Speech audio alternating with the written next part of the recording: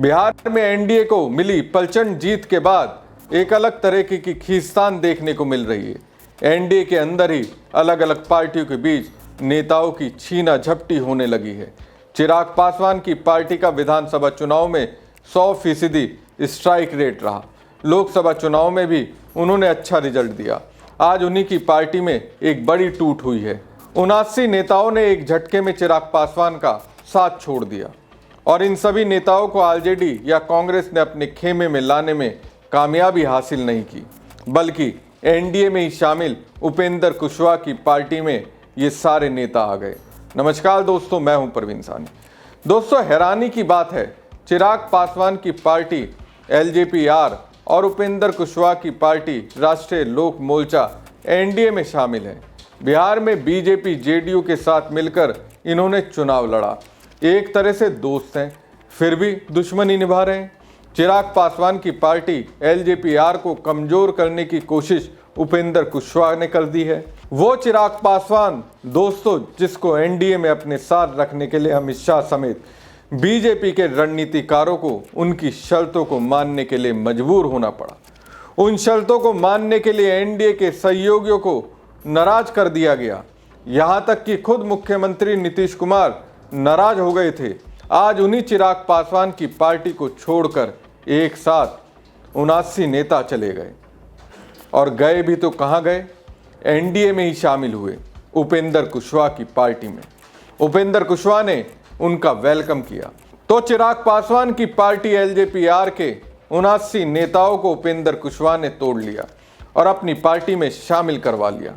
चिराग पासवान की पार्टी के कई दिग्गज नेताओं की एंट्री उपेंद्र कुशवाहा की पार्टी राष्ट्रीय लोक मोर्चा में हुई। ऐसे में सवाल उठता है, आखिर क्या कारण है कि चिराग पासवान की पार्टी के नेता भारी संख्या में उपेंद्र कुशवाहा की पार्टी का दामन थामने लगे?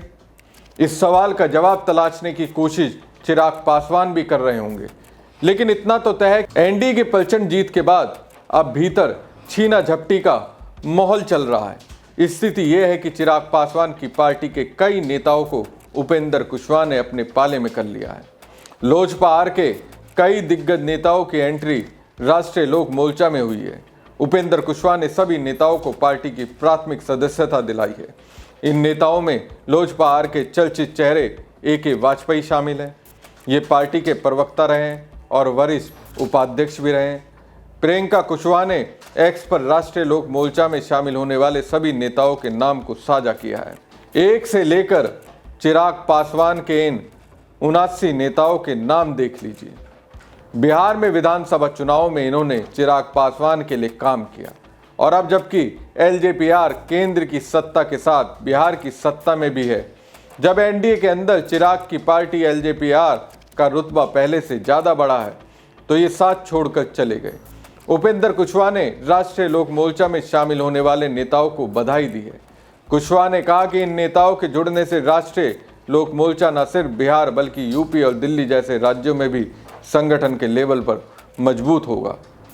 यहाँ गौर करने लायक बात यह है कि उपेंद्र कुशवाहा और चिराग पासवान दोनों एनडीए का प्रमुख हिस्सा हैं।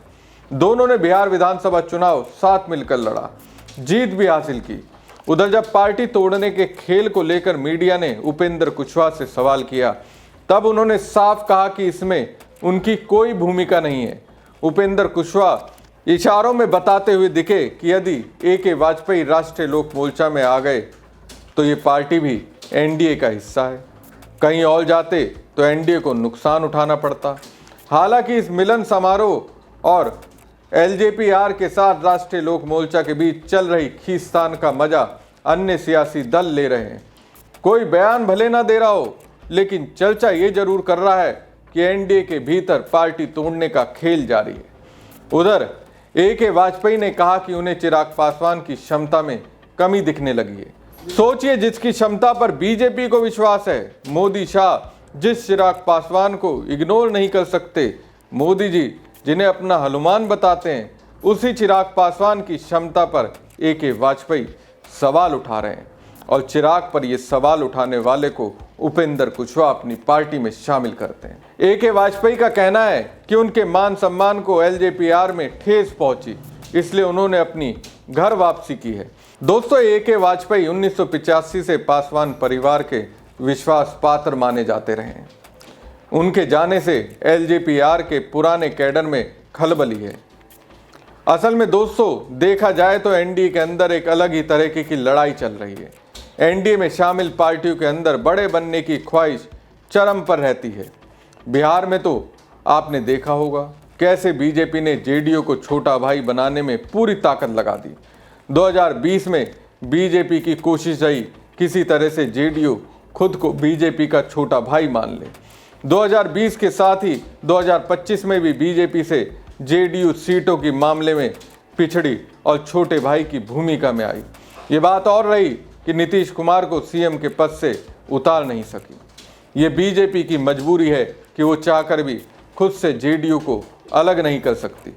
इसलिए जेडीयू को छोटा भाई का एहसास बीजेपी करा तो देती है, लेकिन नीतीश कुमार भी ये बताने में कोई कोर कसर नहीं छोड़ते कि बड़े भाई की भूमिका में तो जेडीयू ही है।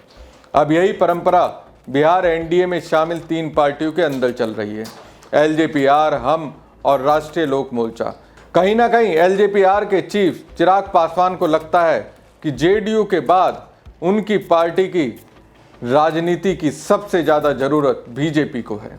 ये चिराग पासवान ने साबित भी किया है। लोकसभा चुनाव में LJP-R को 5 सीटें बीजेपी की ओर से बिहार में दी गई थी, तो उन्होंने 5 सीटों को जीतने में कामयाबी हासिल की। बिहार विधानसभा चुनाव में इसका फायदा मिला। 29 सीटें LJP-R को बीजेपी से मिली, जबकि जीतन राम मांझी की हम और उपेंद्र कुशवाहा की पार्टी RLM को लगता रहा चिराग की पार्टी की LJP-R की जितनी क्षमता है उन्हें भी उनके बराबर ही सीट मिलनी चाहिए। बीजेपी को उनके साथ चिराग जैसा ही व्यवहार करना चाहिए। हालांकि मोदी शाह ने वैसा व्यवहार नहीं किया, चिराग को सिर पर बिठाया। मुझे जहां तक लगता है एनडीए के अंदर अपने सहयोगियों को कमजोर करने की परंपरा चली हुई है। ये सब एनडीए को लीड करने वाली बीजेपी से ही इन्होंने सीखा है।